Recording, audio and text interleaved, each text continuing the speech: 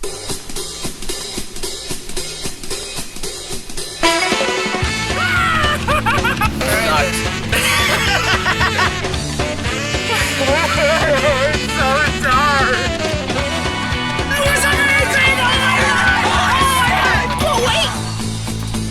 more! I'm back! CGI shit! I rest my case. It was fucking horrible!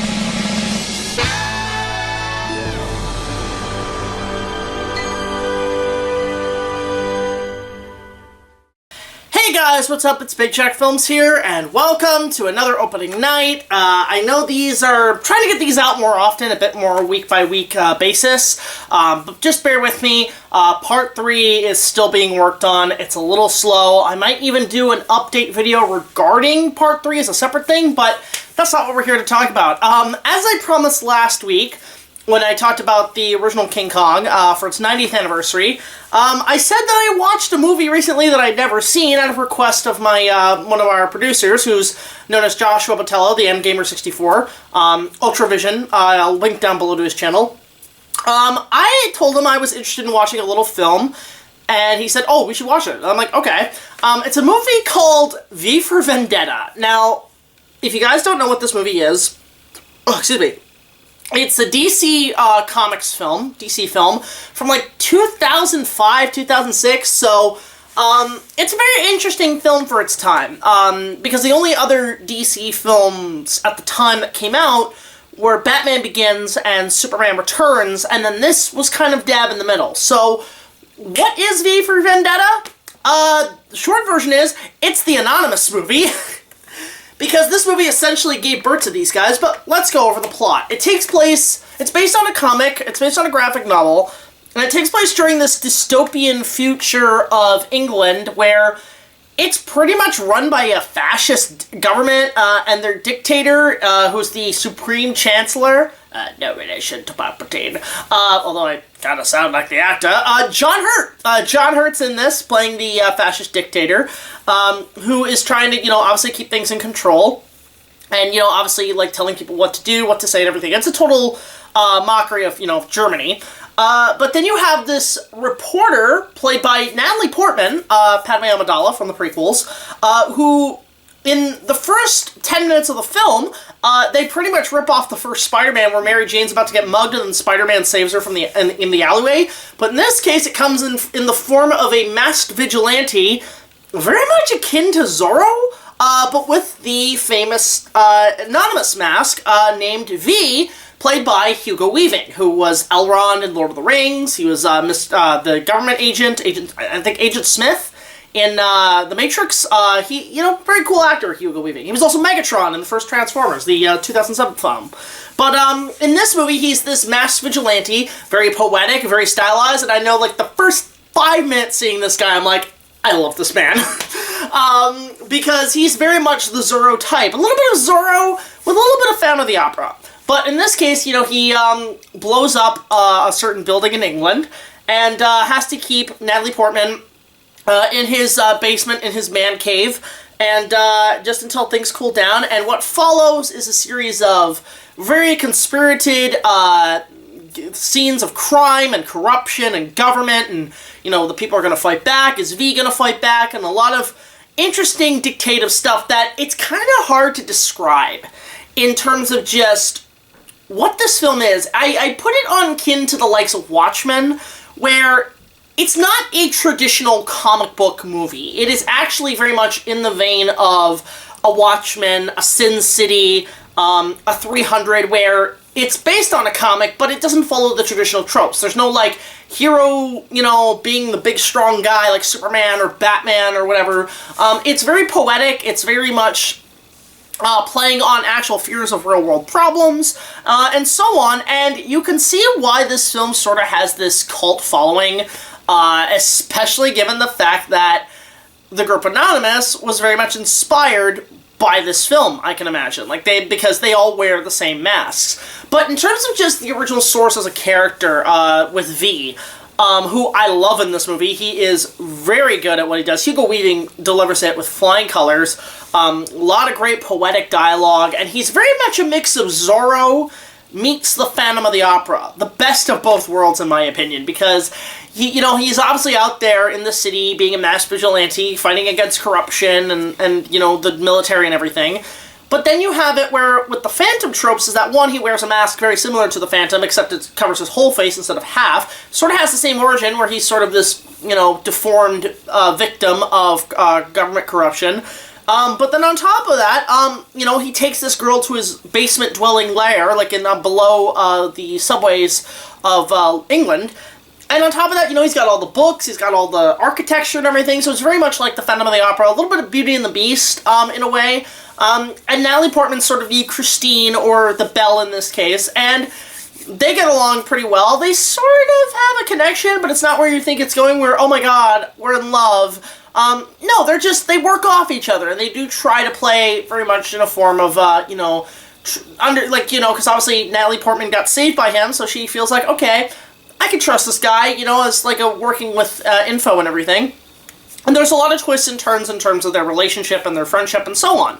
But the one thing I will say that I absolutely love about V in this is that there's a scene where Natalie Portman wakes up, she's been sleeping, and she wakes up and she hears V getting attacked. And she's like, oh my god, V, are you okay? But it turns out he's just recreating one of his favorite movies, which they show. It's a Warner Brothers film, so they have access to the footage. I think 1943 is The Count of Monte Cristo, which is a great story, by the way. They remade it in the 2000s.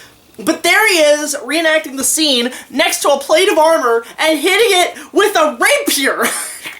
By the way, this is a replica of a rapier from Highlander, actually. But he's going out, he's just like, whacking the sword with it, and I'm like, that is totally something I would do. In fact, it's something I do as a kid. Watching those swashbucklers when the sword fights came on, I used to recreate it and fling around, like, not a real sword, but like, a plastic toy sword or something, and I went to town. Like, they're fun, that's a fun thing to do. Get you ideas for, like, creating writing and stuff, but there's V just going around doing that. I'm like, oh, that's so me. But yeah, he's just basically doing that, and then, obviously, gets her to watch the movie, and now I'm like, God, I want to watch Count of Monte Cristo now. Great swashbuckling story. So, that scene was great, but the rest of the movie is, I like the ideas it plays. I like the concepts of it being this, alternate future where, what happens when we let certain people into power and we don't learn to say, that guy might be a red flag.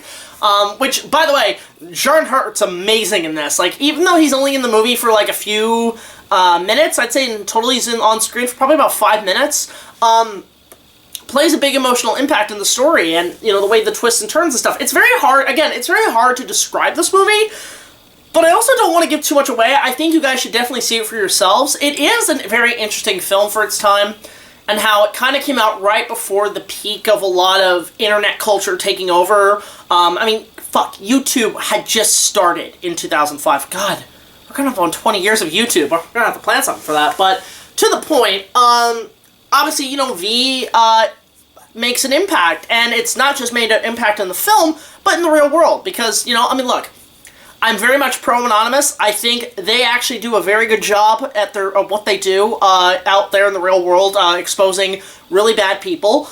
And I'm glad that this movie kind of gave them sort of a poster and influence to actually do what they do. So kudos to those guys. And Natalie Portman in this movie is actually, again, pretty damn good. Like, look, a lot of people bashed her when she did those Star Wars prequels, but I think she was one of the better things in those films. She's a great actress. Loved her in the prequels, loved her in this, actually really liked Black Swan. I thought she was phenomenal in that. The Thor movie, she's okay. Actually, you know what? What was that movie she was in? I think it's called Closer? I remember seeing that kind of a long time ago, but I remember, her performance was fucking stellar. That's a dark fucking film. I think, was that David Lynch? I can't remember if that was a David Lynch film, but wow, what a weird movie. Very much in the vein of, Monsters Ball or, shit like that. One of those really strange films. It's sort of like, what is it, The Whale? One of those weird movies. I love how every Oscars there's a weird movie. But back to V for Vendetta. outside of that, it's a good comic book movie. It is one of the black sheep comic book movies where, you know, there is no happy ending, there is no bad ending, there is no real traditional values to it. It's just a movie that is a comic book inspired piece, but it does things with it you don't expect from the traditional comic book values. So, in that sense, I really liked it. I mean, I like Watchmen, I like Sin City, I like 300, I like comic book movies that don't play toward the normal traditional values in comics, and this one's a good one. So I'm gonna give this one a good, I'd say 9 out of 10. I mean, I wish it had a little bit more action, like a little teeny bit, yeah, in some regards. I will say V in terms of just his costume and stuff. I mean, the daggers are cool.